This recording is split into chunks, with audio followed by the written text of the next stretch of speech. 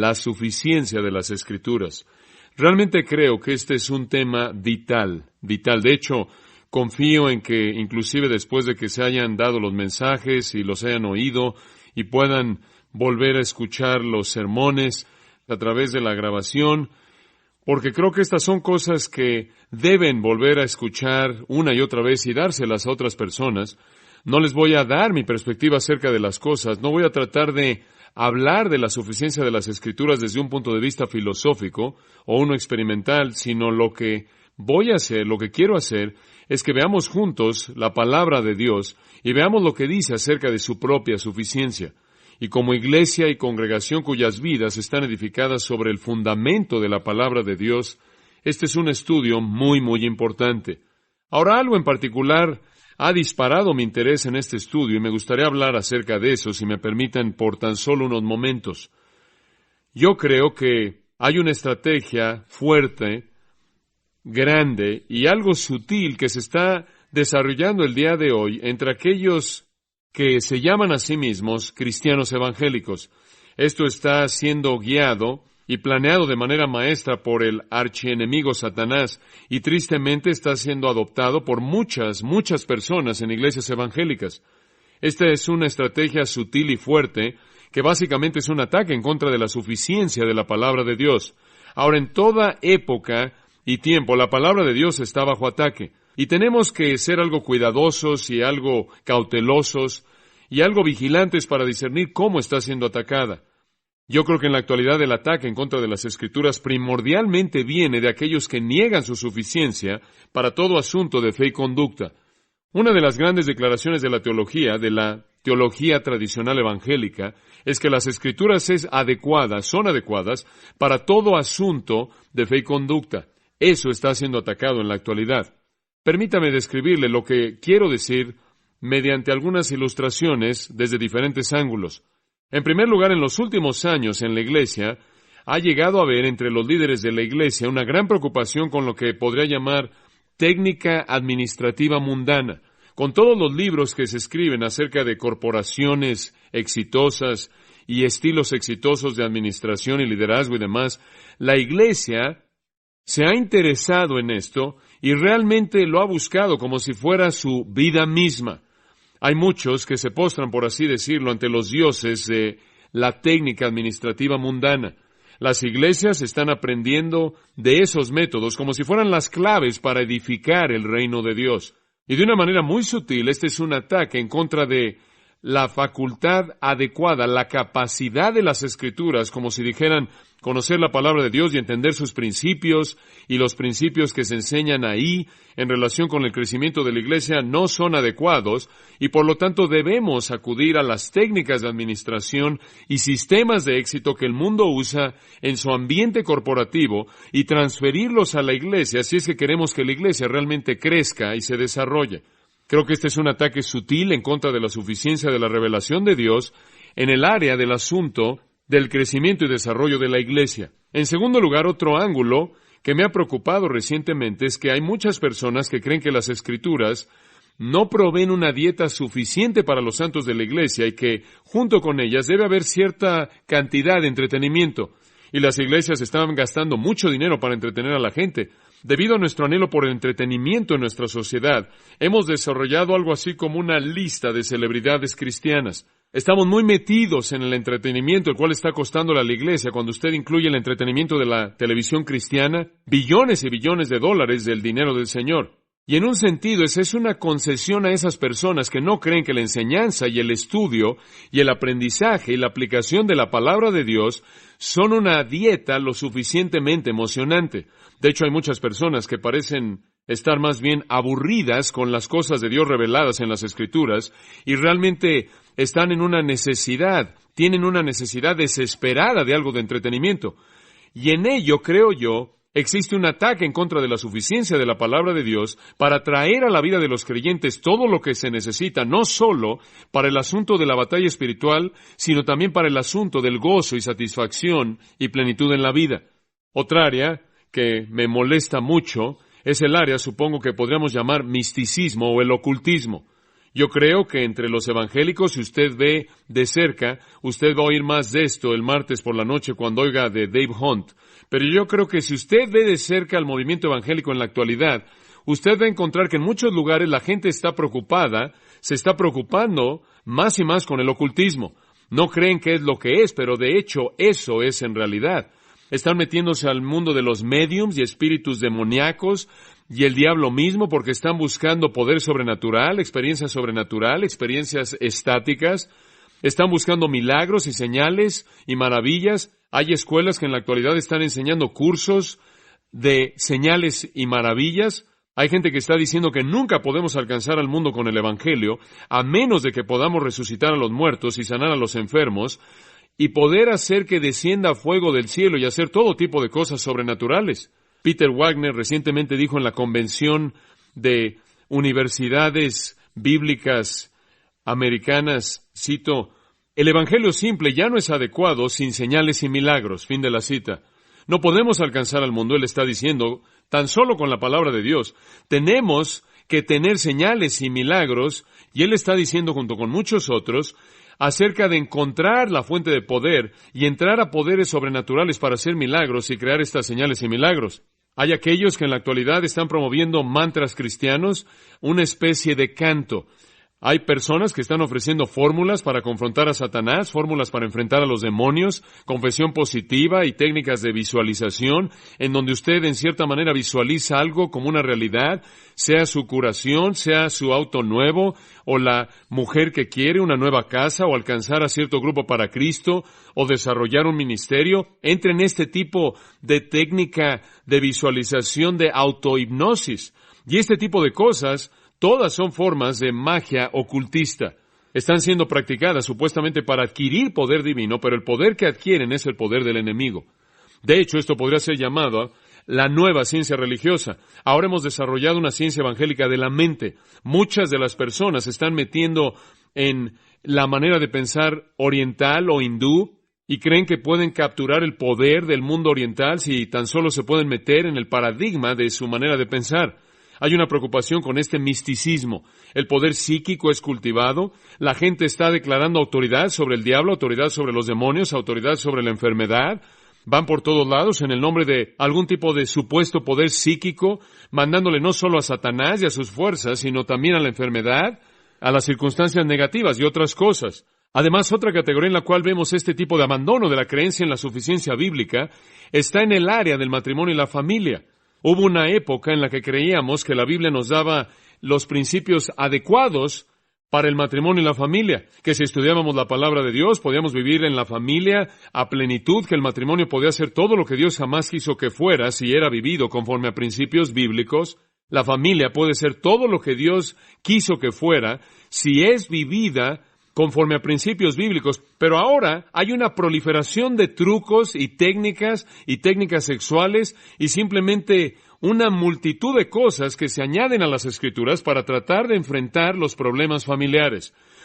Y de una manera sutil están haciendo el comentario de que la Biblia a un grado u otro es insuficiente o no es adecuada. Solía ser que podíamos aceptar que lo que la Biblia dijera en áreas sociológicas fuera homosexualidad o en la función de la mujer. Ahora estamos oyendo que la Biblia más bien no es sofisticada y no puede comentar acerca de estos asuntos sociológicos contemporáneos debido a su falta de sofisticación. Y entonces hay una insuficiencia en la capacidad de la Biblia de enfrentar los fenómenos contemporáneos. Está llegando a un nivel global a la iglesia, particularmente marcado en el área de la iglesia liberal, en el área de la homosexualidad y en la iglesia más evangélica, en la redefinición de la función de la mujer, alejándose de la enseñanza bíblica tradicional. Pero quizás igual de dominante o más dominante que cualquiera de estos temas es el área de la psicología. La psicología en la actualidad está infiltrándose a la iglesia de una manera que realmente es aterradora. De hecho, existe en la iglesia evangélica lo que se está convirtiendo rápidamente en un éxodo inmenso de la tierra tradicional de la teología bíblica a la nueva tierra prometida de la psicología y la psicoterapia. Las iglesias que en una ocasión y antes, las iglesias que acostumbraban siempre contratar a pastores y evangelistas y maestros, ahora están contratando a psicólogos. Los pastores que antes solían ir al seminario y aprendían la palabra de Dios, o iban a la universidad bíblica y dominaban las Escrituras, ahora van a escuelas de psicología para estudiar la sabiduría humana, para enfrentar los problemas de la humanidad. Esto de nuevo es una manera sutil de decir que la Biblia es insuficiente. Cuando llegamos a entender estas ansiedades profundamente arraigadas en el hombre, estos problemas emocionales, no podemos esperar que la Biblia habla de una manera sofisticada acerca de esos problemas. Los seminarios están cambiando sus planes de estudio de manera dramática. Por primera vez en la historia de la Iglesia, los seminarios están contratando a psicólogos para que estén en su facultad y enseñen, para que los psiquiatras enseñen, para que enseñen acerca de la psicología. Están añadiendo más cursos de psicología en muchos lugares, disminuyendo así el contenido bíblico de su plan de estudios. Las universidades están haciendo lo mismo. Las iglesias lo están haciendo. Es un éxodo inmenso. Y a este tipo de misticismo que se está infiltrando junto con la preocupación con los poderes sobrenaturales y la ciencia de la mente y las técnicas de visualización y la hipnosis y todas estas cosas de imagen personal, viene la psicología y de esta manera en conjunto están creando al nuevo Dios de la iglesia. Y puedo mirar hacia atrás a nuestra demanda, en la cual literalmente se burlaron de nosotros por ser tan primitivos como para suponer que la Biblia podía darle a la gente la ayuda que necesitaban cuando tenían problemas severos. El mundo ha estado diciendo que la Biblia no puede ayudar y ahora, tristemente, es triste decirlo, que la iglesia está uniéndose al mundo y estando de acuerdo con la idea de que la Biblia no es adecuada para enfrentar problemas psicológicos. De hecho, iría al punto de decir que hay muchos que están promoviendo en la actualidad una salvación psicológica en lugar del nuevo nacimiento. No hay nada en esto más que un humanismo pseudoevangélico. Esta preocupación con la autoestima y el amor propio y la satisfacción personal y la actualización personal que la psicología ha metido a la iglesia no conoce una contraparte bíblica. Y simplemente para poder tener una perspectiva correcta del asunto, la iglesia inevitablemente adopta estas cosas y de hecho el mundo va a estar dispuesto a admitir el error de estas cosas con mayor frecuencia que nosotros. Por ejemplo, en Los Angeles Times, en el día 18 de este mes, quizás leyó usted un artículo interesante acerca de una convención reciente de psiquiatras, psicoanalistas y psicólogos en Phoenix, Arizona. La convención más grande, 7,000 personas aparentemente asistieron. Y por primera vez en la historia del mundo, los principales psicoanalistas, psicólogos y psiquiatras del mundo se unieron. Hombres como Carl Rogers, Albert Ellis, R.D. Lang, Bruno Bethlehem, Joseph Wolf y Tomás Sas. Estos son los nombres más famosos en el mundo en términos de técnicas y métodos de psicoterapia. Todos estuvieron ahí. Y el artículo era realmente sorprendente. Decía, por ejemplo, y cito, los héroes estaban ahí para evaluar a dónde ha llegado la psicoterapia en 100 años y a dónde puede estarse dirigiendo. Fin de la cita. Nada más que realmente no pudieron ponerse de acuerdo. Lang, uno de los más famosos, conocido por su trabajo en la esquizofrenia, dijo, y cito, él no podía pensar en ningún principio fundamental acerca de las relaciones entre hombres, entre seres humanos, que había resultado de un siglo de psicoterapia. Fin de la cita. ¿No podía pensar en ninguno? Los 7,000 psicoterapeutas que estaban practicando y que eran alumnos, psiquiatras y trabajadores sociales que asistieron a las diferentes sesiones, no quedaron sorprendidos por los debates y diferencias de opinión. Obtener autógrafos fue la prioridad para muchos. Uno de estos principales psicoanalistas dijo, y cito, la mejor terapia que él había descubierto para su ansiedad era tararear una melodía. Fin de la cita. Y lo triste acerca de eso es que la iglesia ha adoptado eso como si fuera el salvador del hombre. Richard Feynman dijo, y cito, el psicoanálisis no es una ciencia. Fin de la cita. ¿Qué quiso decir con eso? Él quiso decir que no hay reglas que lo guíen, es simplemente muchas opiniones humanas. El profesor de la Universidad de Nueva York, Paul Beetz, criticó al cristianismo y criticó a la iglesia cristiana por su tendencia a hacer lo que él llamó comprar a un alto precio y vender a bajo precio con respecto a la ciencia social. Él dijo, y cito, la iglesia está pronta a adoptar corrientes o tendencias populares de pensamiento, mientras que al mismo tiempo los profesionales seculares están comenzando a criticarlas. Fin de la cita. De hecho, él lo dijo de esta manera, y cito, es cuestión de subirse al vagón casi al punto en el que está reduciendo su velocidad. Fin de la cita. Tendemos a hacer eso, meternos en movimientos que están a punto de morir porque han probado ser una farsa inclusive para la gente en el mundo que los comenzó. Pero aquí estamos en nuestra iglesia cristiana contemporánea. Estas cosas se han metido de manera tremenda a la iglesia y estoy absolutamente sorprendido por ver la influencia del misticismo, la ciencia de la mente, el ocultismo, la psicología y estas otras cosas que se han metido a la iglesia, a la universidad, al ambiente del seminario, y cómo la teología bíblica ha sido minimizada junto con la suficiencia bíblica. Ahora, todo esto, creo yo, no es un problema pequeño. Yo creo que es una perspectiva seria y pecaminosa de la palabra de Dios. Yo creo que es el pecado de la iglesia el creer que la Biblia no es adecuada. J.I. Packer, en su pequeño libro acerca de la palabra de Dios, colocó el dedo en la llaga en un párrafo que dice esto, y cito: ciertamente, entre los grandes temas de la fe cristiana y la conducta, ciertamente está faltando algo en los grandes temas de la fe cristiana y la conducta.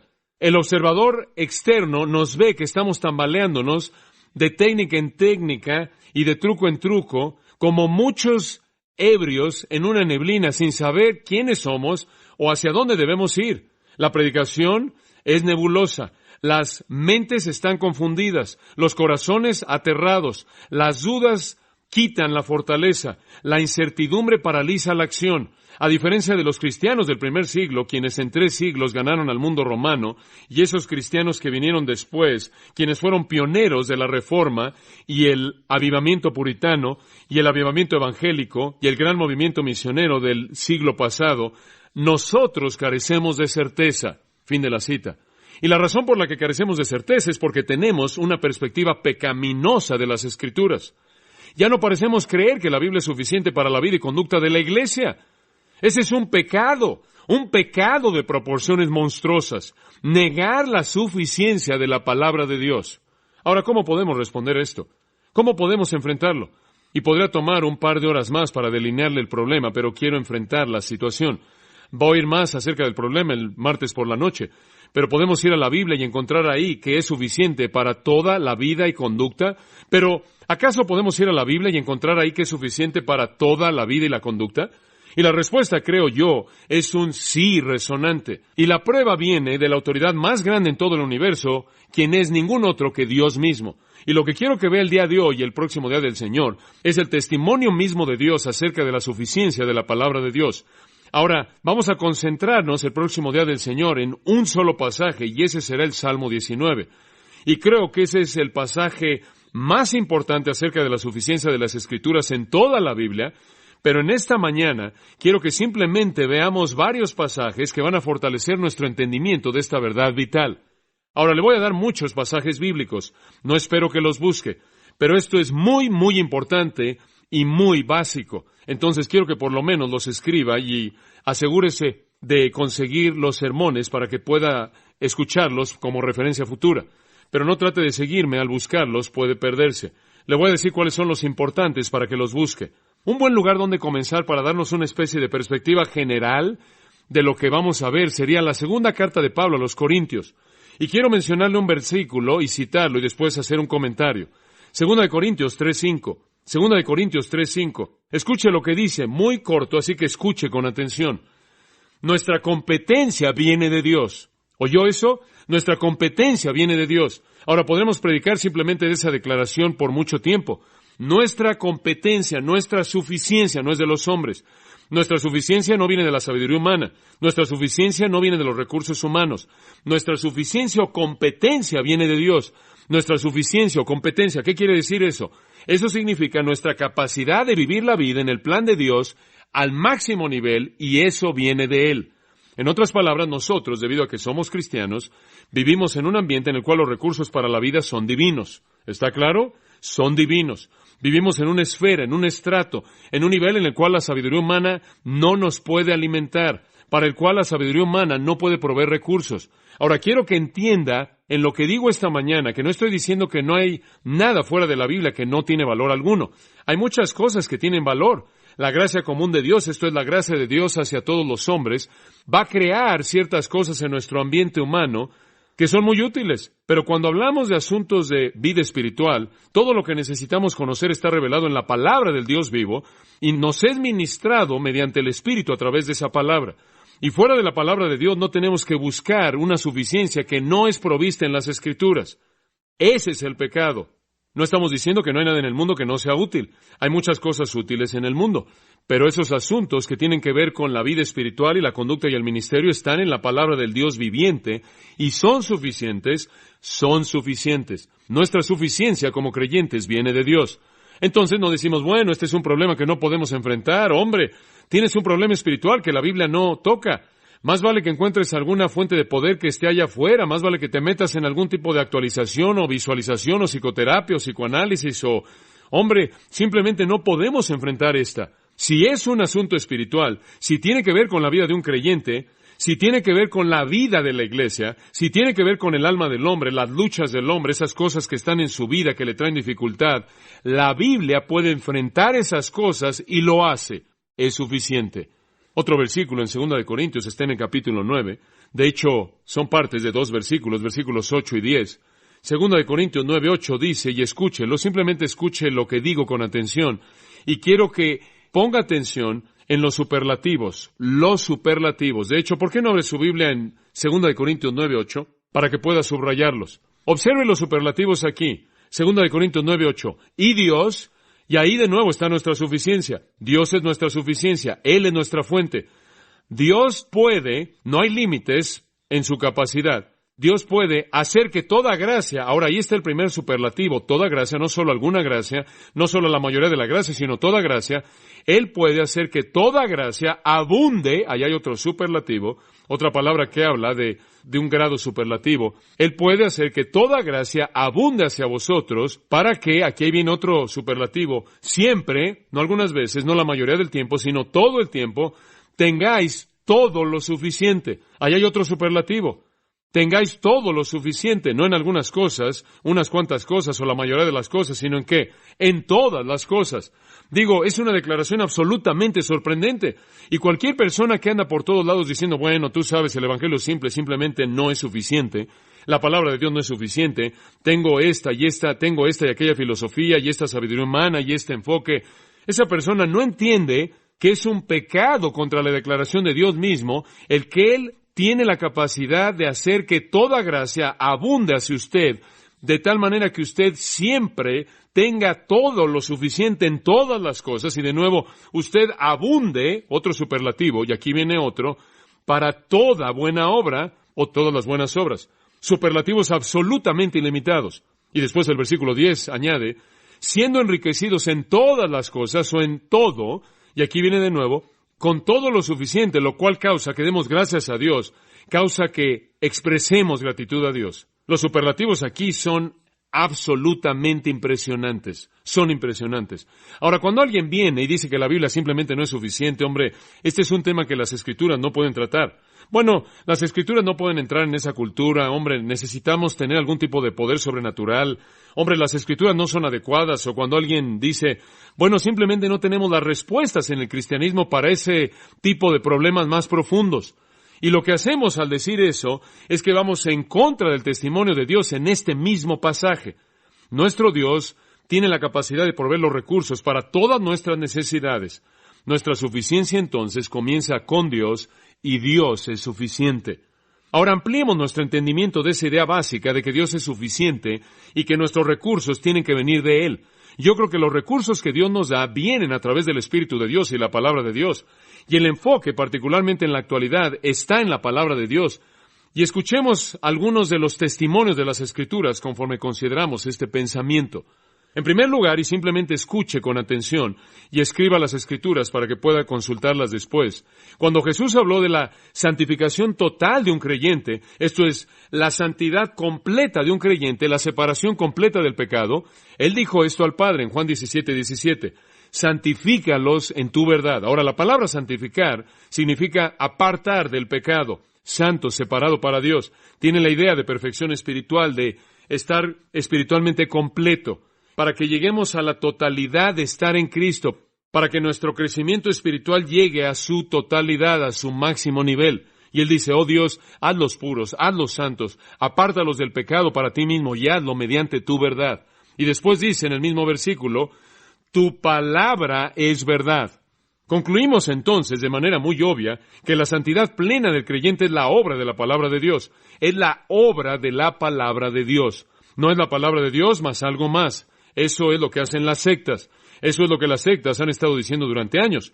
Usted necesita la palabra de Dios más Mary Baker Eddy, la ciencia y salud y llave de las Escrituras. Usted necesita la palabra de Dios más las visiones de José Smith y los escritos de Brigham Young, etcétera, etcétera. Usted necesita la palabra de Dios más los edictos de la Iglesia y demás, y a lo largo de los años que ha producido la Iglesia Católica Romana. Usted necesita la Biblia más los escritos de esta persona o aquella persona. Usted necesita la Biblia más sabiduría humana y filosofía humana. Es algo que ha existido durante siglos. Este es un golpe contra la suficiencia de las Escrituras. Pero Jesús dijo, hazlos perfectos y puros por tu verdad. Tu palabra es verdad. Tu palabra es verdad. La santidad completa del creyente es la obra de la palabra de Dios. Escucha el testimonio del profeta Miqueas. Miqueas el profeta en el capítulo 2, versículo 7, habla de la obra de la palabra de Dios en la vida de un santo. Y él hace esta declaración tan importante. ¿Acaso mis palabras no le hacen bien al que camina en rectitud? En otras palabras, Dios hablando a través del profeta dice, ¿no es verdad que cuando usted vive una vida obediente, mi palabra produce bien en su vida? ¿O bendición en su vida? Sería otra manera de decirlo. El punto es que la palabra de Dios es la fuente de la bondad de la vida. La palabra de Dios es la fuente de beneficio a un creyente o para un creyente obediente que camina en rectitud. La palabra de Dios nos trae toda la bondad que Dios puede darnos conforme caminamos en obediencia a su palabra. Cuando Pablo le escribió a los Corintios, como lo vimos antes en la segunda carta, la primera carta también tiene un capítulo muy importante que va de la mano con este tema, y es el capítulo 2. Cuando Pablo escribió a los Corintios, él les escribió que el Espíritu de Dios les revelara la enseñanza de Dios a ellos. Y él lo describió de esta manera en 1 Corintios 2:13. Él dijo, la enseñanza de Dios que viene a nosotros por el Espíritu Santo viene, escuche y cito, no en palabras que la sabiduría humana enseña, sino en aquello que el Espíritu Santo enseña. Maravilloso. La sabiduría de Dios viene a nosotros, no a través de fuentes humanas. Nuestra suficiencia es de Dios. Dios da su sabiduría, Dios nos da su sabiduría a través del Espíritu de Dios, revelando su enseñanza en la palabra de Dios, y es la sabiduría no en las palabras que el hombre enseña, sino en las que el Espíritu Santo enseña. De hecho, es tan amplia, es tan eficaz, tan completa. Él dice en el versículo 15 que por la palabra de Dios a través del Espíritu Santo podemos juzgar o evaluar o valorar todas las cosas. Es una declaración tremendamente amplia. Podemos juzgar y valorar y evaluar y entender y comprender todo en base al conocimiento de la palabra de Dios. Porque él dice, las Escrituras, la palabra revelada de Dios en el versículo 16, una declaración maravillosa, nos dan, escuche esto, la mente de Cristo. ¿Escuchó eso? La mente de Cristo. ¿Ahora hay alguna insuficiencia en la mente de Cristo? ¿Está limitado Cristo? ¿Él conoce unas cuantas cosas, pero también está aprendiendo de algunas personas? Difícilmente. La mente de Cristo es la mente consumada de Dios. La mente de Cristo es omnisciente. La mente de Cristo es suprema. La mente de Cristo no conoce insuficiencia. Pablo dice que tenemos una palabra de Dios, una palabra no de la manera en la que el hombre enseña, sino enseñada por el Espíritu de Dios. Esa palabra de Dios nos permite juzgar, evaluar, valorar, entender, comprender y razonar todas las cosas. ¿Por qué? Porque nos trae la mente de Cristo. Y escúchenme, amados, la mente de Cristo es una mente suficiente. ¿Puede haber más suficiencia que la mente de Cristo? No, no puede haber. Todo lo que necesitamos entender es la mente de Dios acerca de cualquier problema, cualquier necesidad, cualquier punto, cualquier tema.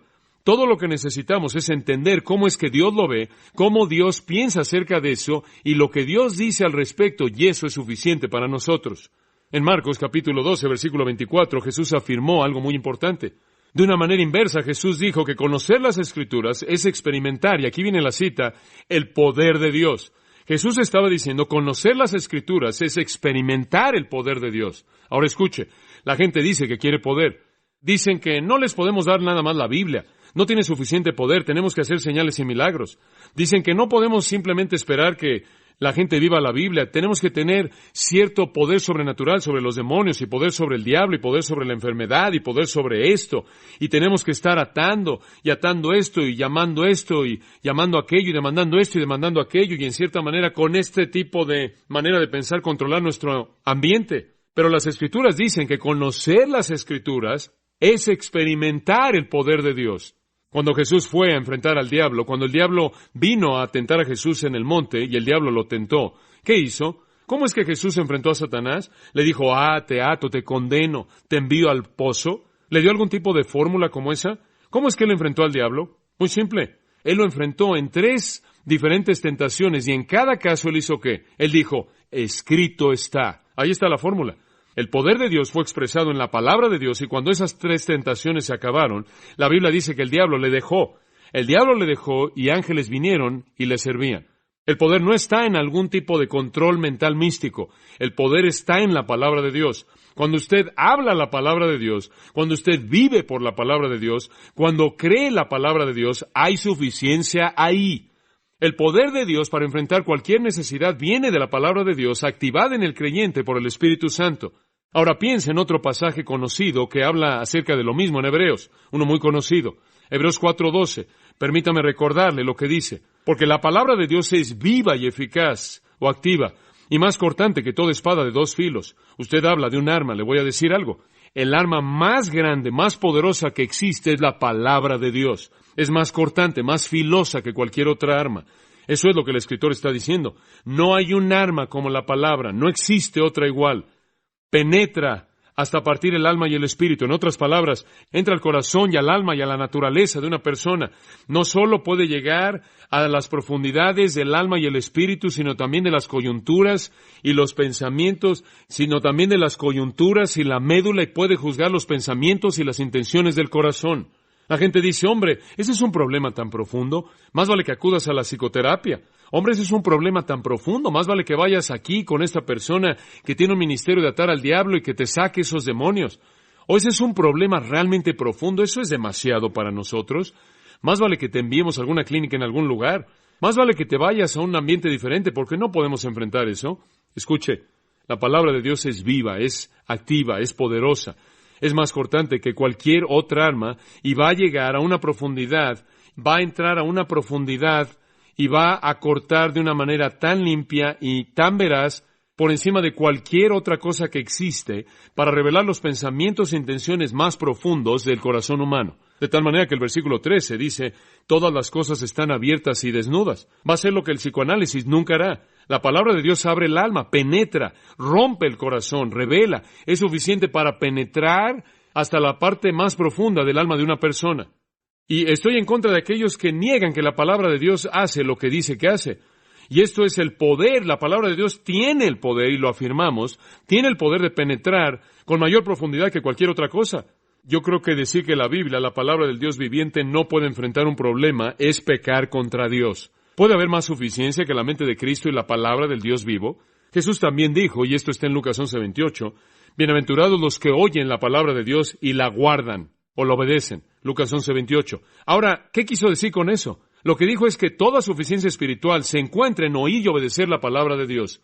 Oír y obedecer la palabra de Dios. ¿Qué quiere decir la palabra bienaventurados?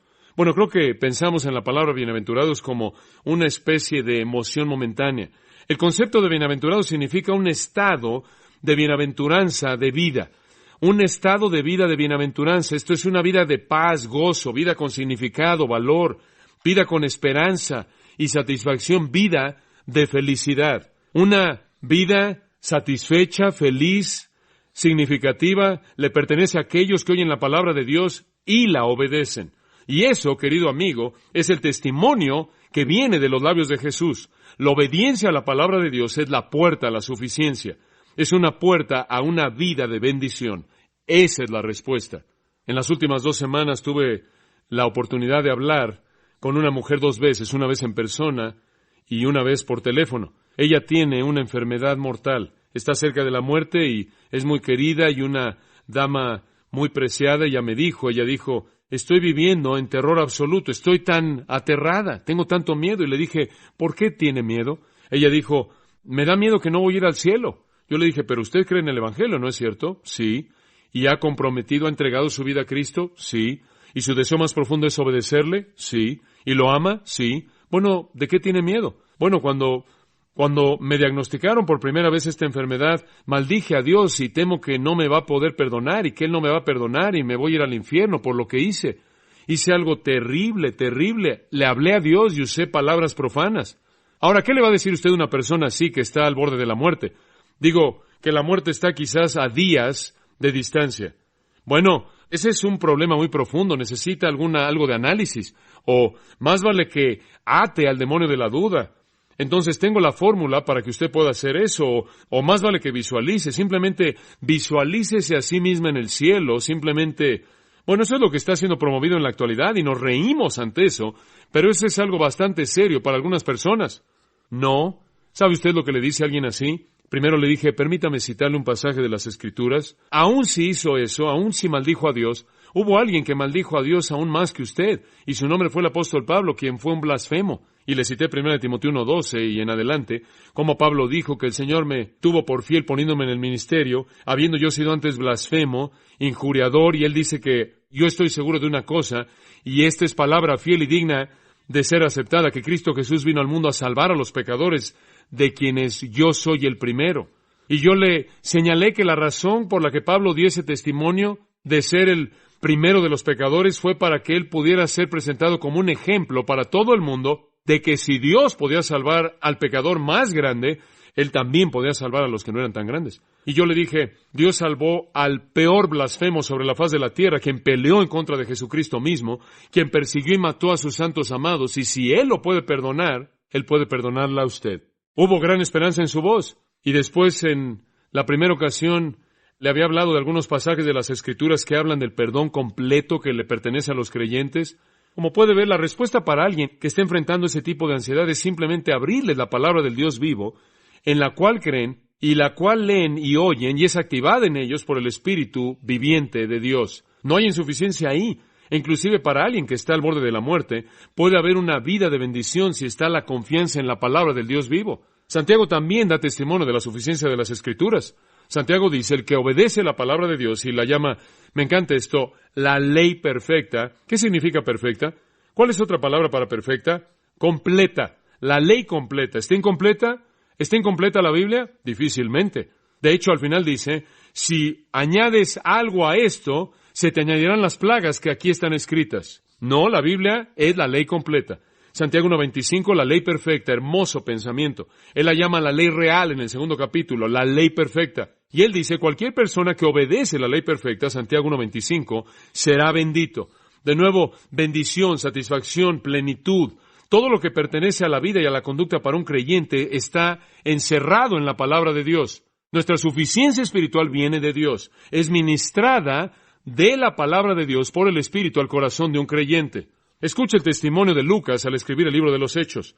Lucas identificó a los cristianos más nobles en Grecia. Estaban en una pequeña ciudad llamada Berea, y esto es lo que dijo. Los santos en Berea eran los más nobles de todos los santos, cito Hechos 17:11, porque recibieron la palabra con toda solicitud, escudriñando cada día las Escrituras. ¡Qué gran declaración! La nobleza espiritual le pertenece a aquellos que reciben la palabra de Dios con prontitud, con disposición. ¿Qué significa eso? Con aceptación, con fe, con disposición. Ellos recibieron la palabra de Dios y escudriñaban las Escrituras diariamente. Amados, la clave para una vida adecuada no es la Biblia, más muchas otras cosas. Es la palabra de Dios buscada con prontitud, disposición y escudriñada cada día de la vida de uno. Es una dieta diaria. Es una dieta diaria. Y no creo que vemos la vida espiritual así en absoluto. Nos metemos en problemas, suponemos que los problemas van más allá de la capacidad, que van más allá de la perspectiva y capacidad de la palabra de Dios, porque realmente no estamos inmersos en la aplicación diaria de la palabra de Dios. La nobleza espiritual está ligada a un estudio diario de la palabra de Dios. De ahí viene la fortaleza para enfrentar la vida, y ahí es donde está la suficiencia. Tristemente la gente que está buscando su suficiencia y no la está encontrando, sino que la está buscando en la psicología y en este tipo de ciencia de la mente, y misticismo y experiencias estáticas, y lo sobrenatural, y en entretenimiento y técnicas administrativas, y en técnicas administrativas para la iglesia, toda esa búsqueda va en la dirección equivocada. Y en lugar de darles lo que creen que necesitan y lo que creen que van a obtener, los va a llevar al opuesto, exactamente lo opuesto. En su carta a los Colosenses, el apóstol Pablo identifica la clave para una vida feliz. Escuche esto. La clave para una vida feliz, la clave de un corazón gozoso. ¿Le gustaría tener un corazón gozoso? ¿Una vida feliz?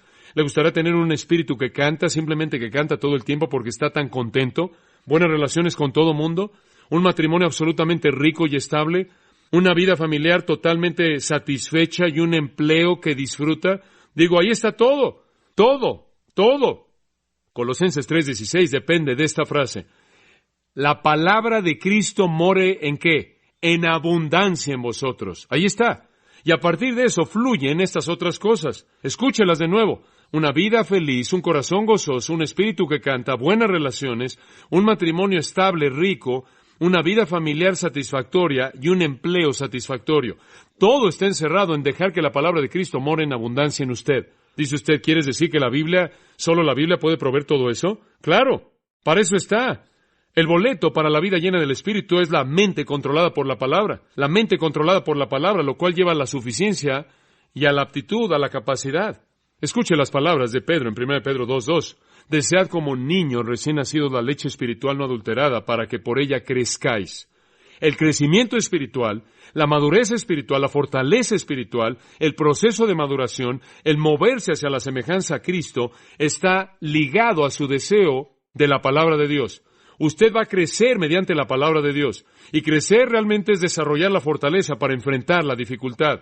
Y usted hace eso al alimentarse de la palabra de Dios. Así como un bebé crece bebiendo leche, y eso es lo que Pedro está diciendo. Pedro está diciendo, así como un bebé desea la leche, con esa misma devoción singular, ese mismo deseo fuerte singular, y todos sabemos cuánto un bebé quiere leche, esa es la manera en la que un creyente debe anhelar la palabra de Dios.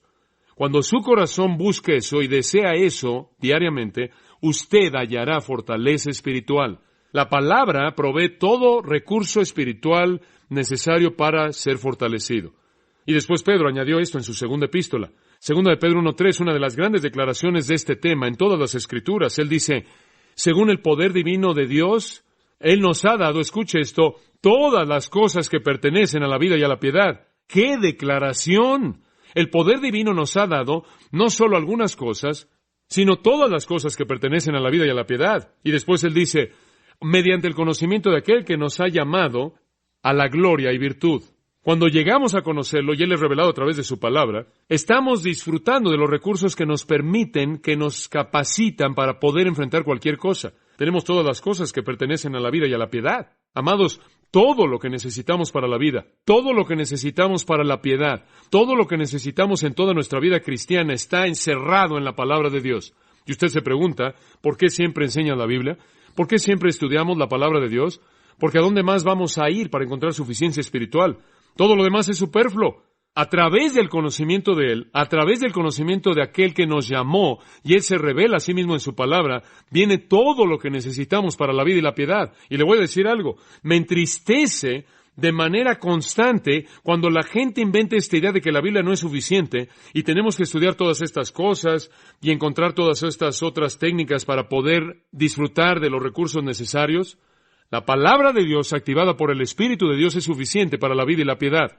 Ahora, inclusive de una manera más directa y amplia, es la declaración de Pablo en el libro de los Hechos, en el capítulo 20. Cuando él se estaba reuniendo con los ancianos efesios, esta es una declaración interesante. Él les dijo, recitando un poco de la historia de su ministerio, no retuve nada de lo que era útil. Les di todo lo que era útil. Ahora, él no retuvo nada. Él les dio todo lo que era útil.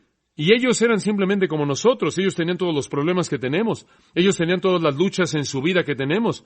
Ellos tenían todas las necesidades que tenemos. Él les dijo, yo no retuve nada de lo que fuese útil, sino que les he mostrado y les he enseñado. Y lo que él está diciendo es, de manera amplia les he dado todo lo que fue útil. Eso está en el versículo 20 del capítulo 20.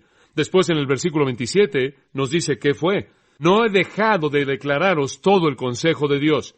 No todo el consejo de Dios y algo del consejo de los hombres. Él vio en la revelación de Dios suficiencia total.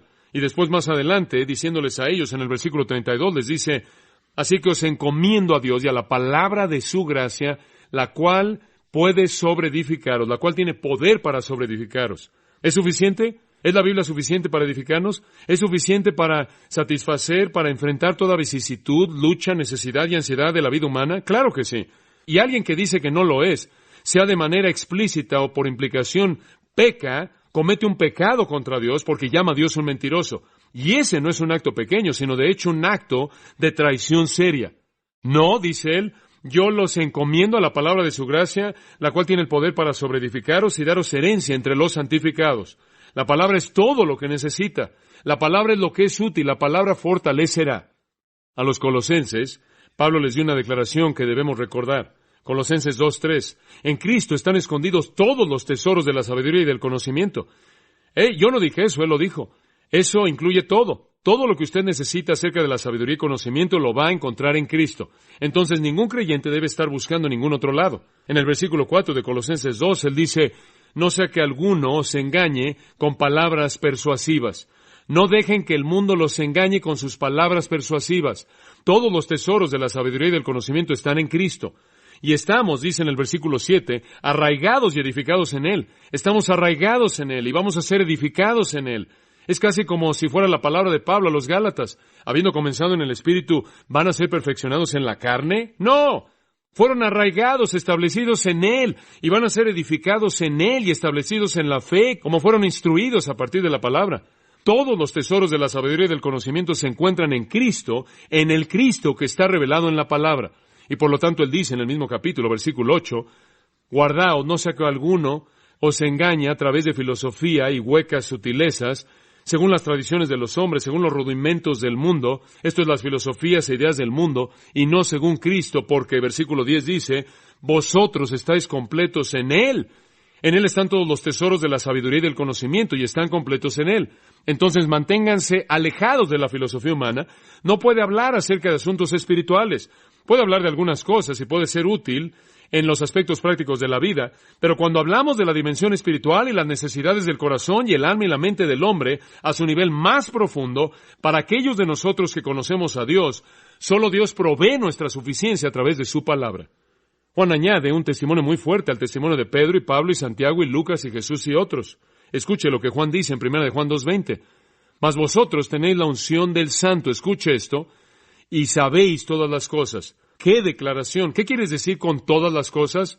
Bueno, no todas las cosas que deben conocerse en el universo entero, y ni siquiera todas las cosas que hay por conocer en el mundo entero, pero todas las cosas que hay por conocer en relación a su vida espiritual. Ustedes saben todo. Ustedes saben todo lo que necesitan saber. ¿Cómo? Tienen una unción del Santo. El Santo es Dios. La unción es el Espíritu Santo. Tienen la palabra de Dios y el Espíritu de Dios y conocen todas las cosas.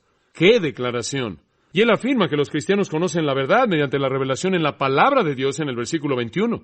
Y después en el versículo 27 él dice, y no tenéis, de tal manera que no tenéis necesidad de que ninguno os enseñe. No lo necesitamos. Conocemos todas las cosas por la palabra de Dios y el Espíritu de Dios. Primera de Tesalonicenses, capítulo 2. Quiero que pase este versículo. Primera de Tesalonicenses 2:3. Esta es una declaración poderosa a favor de la suficiencia de las Escrituras. Si usted ve en el versículo 11 de Primera de Tesalonicenses 2, él dice que los exhortamos y alentamos y mandamos a cada uno de vosotros como un padre a sus hijos. En otras palabras, queríamos que se condujeran de una manera que honraría a Dios. Queríamos, versículo 12, que anduviesen dignos del Dios que los llamó. Y entonces los alentamos y alentamos. Entonces Pablo está diciendo, miren, realmente queríamos que ustedes vivieran en obediencia y vivieran como deben vivir y tuvieran todos los recursos que necesitan. Y después en el versículo 13, por esta causa también damos gracias a Dios sin cesar, de que cuando recibisteis la palabra de Dios que oísteis de nosotros, la recibisteis no como palabra de hombres, no es la palabra de hombres, no es nada parecido a la palabra de los hombres, sino como es en verdad la palabra de Dios. Deténgase ahí por un momento. Él dijo, ustedes recibieron la palabra de Dios como la palabra de Dios.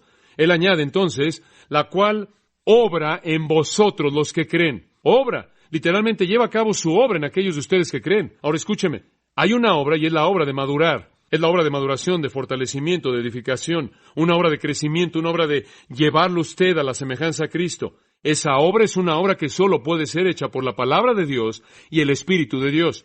Y va a llevar a cabo su obra. Ustedes se comprometieron a sí mismos, Él los felicita, con la palabra de Dios, no como si fuera la palabra de los hombres, sino como es en verdad la palabra de Dios y está haciendo su obra en ustedes. Y la palabra que hace, de hecho, es suficiente. Job, el testimonio de Job, ese santo noble, qué testimonio tan inspirador da acerca de la palabra de Dios y su suficiencia. Aquí hay un hombre que perdió todo. El diablo vino, le quitó todo. Le quitó sus posesiones, su tierra, sus cultivos, sus animales, le quitó su familia en una muerte terrible, le quitó su propia salud, un hombre en privación y destitución absolutas. En el capítulo 23, versículo 12, él dice, ni me he retraído del mandamiento de sus labios. No dejé de obedecer su palabra, no dejé de obedecer su palabra. He estimado las palabras de su boca más que mi necesaria comida, él dice. ¡Qué declaración! La palabra de Dios tiene una prioridad más elevada para mí que comer. ¿Qué hay acerca de usted? La gente lucha con todo tipo de problema en la vida y puede ser algo tan básico como ¿cuál es la prioridad en su vida? ¿Es usted como los bereanos nobles, escudriñando las Escrituras diariamente? Como Job, ¿le es más importante para usted alimentarse de la palabra de Dios que de la comida terrenal? ¿Qué es lo que más estima? ¿Estima más su propia comodidad o estima la palabra de Dios más? ¿Es la autoestima lo que busca o es la estima de la palabra de Dios? Oh, si tan solo la gente regresara a esta realidad tan básica. Nos metemos en problemas emocionales, porque nos enfocamos en nosotros mismos en lugar de enfocarnos en la palabra del Dios vivo. Él estimó las palabras de la boca de Dios como algo más importante que nada en su vida, y esa es la razón por la que él pudo soportar lo que enfrentó. Y al final le dio a Dios la gloria.